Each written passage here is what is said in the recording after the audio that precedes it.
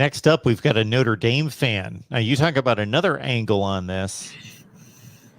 Will, how you doing today, sir? What the heck is going on in college football, gentlemen?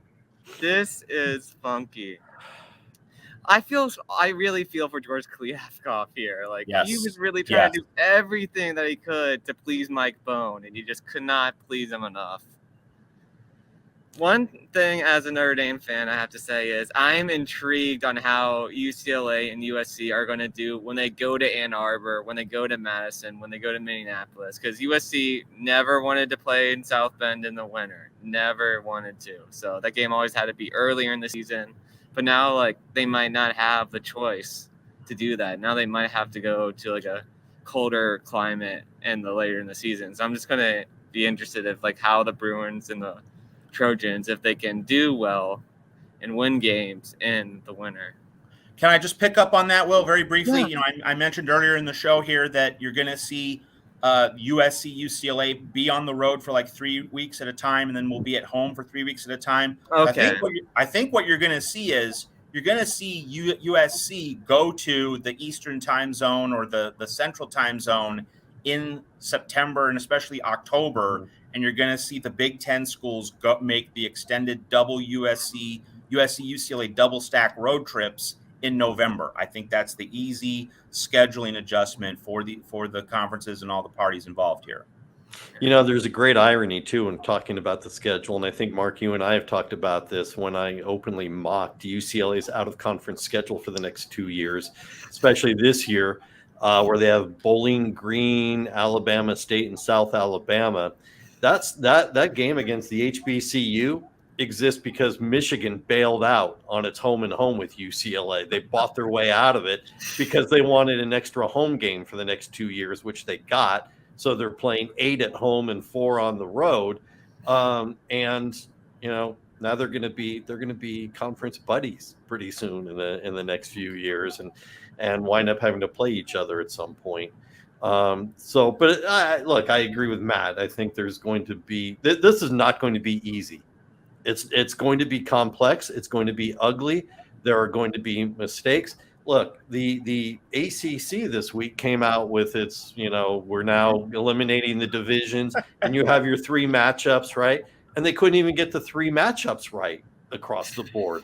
I mean, some of what they have, Wake Forest was insistent. We have to keep that North Carolina State game. Yep. But instead, they decided the 3 rival games were Duke, Georgia Tech, and Virginia Tech. And those are your 3 annual, right? You didn't even get that right. Now we're talking about teams, and look, I get it. There are the private jets and there are all those things. And that's great if you're talking about, the men's basketball team with 13 people and a handful of coaches. You're talking about 100 football players, 85 or 80 going on the road.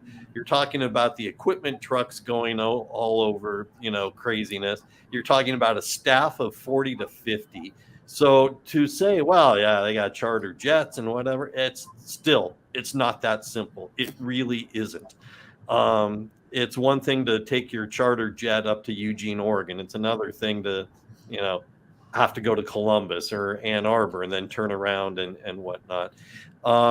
There's a lot of logistics that are not going to go smoothly.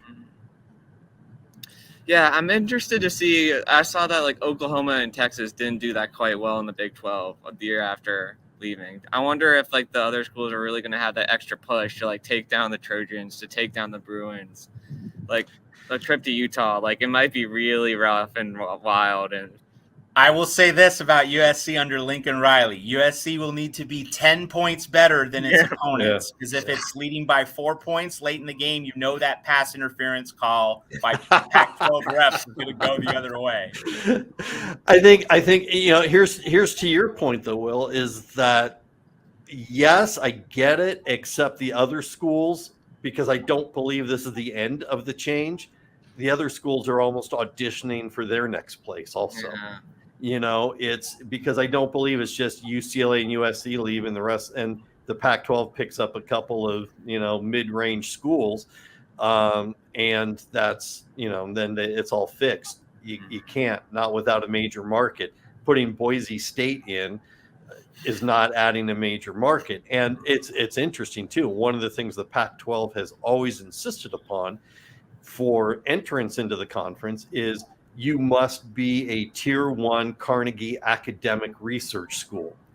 And which is part of the reason BYU was not added in when Utah was. That would have made sense, BYU and Utah. BYU may be now, I haven't checked in the last month, whatever, but there's going to have to be some if you want to survive as a conference, you're going to have to be a lot more lenient about who's coming in and what they offer. You don't get to be so picky anymore. Yeah, hey, Will, just want to offer this extra point that when Oklahoma was playing Oklahoma State in Bedlam, final game of the Big 12 season, trying to get into the Big 12 championship game, like every 50-50 call down the stretch of that game went to Oklahoma State. So like I don't think it's idle speculation. Like that the conference pariah is not going to get the benefit of the doubt. Let me add to that though, Matt. It's Pac-12 officials. How could you tell if they were doing any worse? They're Pac-12 officials. I think the bar is already so low you wouldn't be able to tell if they were doing a worse job.